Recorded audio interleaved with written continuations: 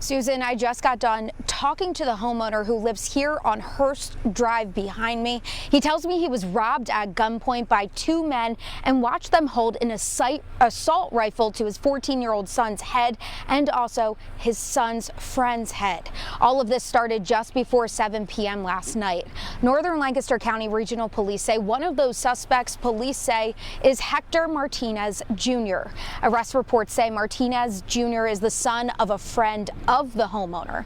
Police say after holding the family at gunpoint and demanding money, the suspects ran out of the house with the homeowner chasing after them in his car.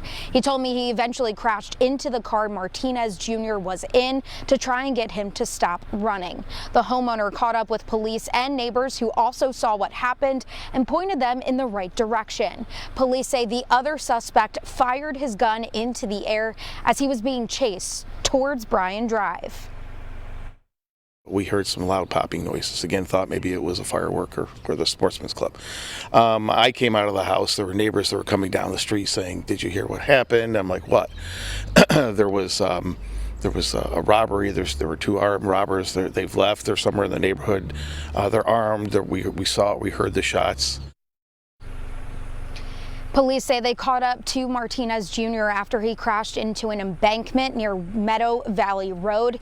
He had the assault rifle with a bullet and a loaded magazine inside, according to police. Now, police also say the other suspect ended up carjacking a neighbor and forcing them to drive him to the Reading area.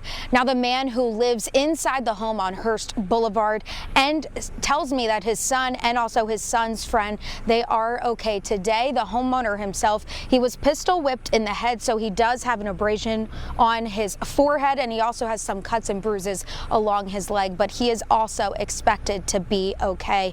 As for the other suspect, he tells me that a detective just gave him a call asking him to identify someone in a lineup, but at this time there's no word yet on if anyone else is in custody.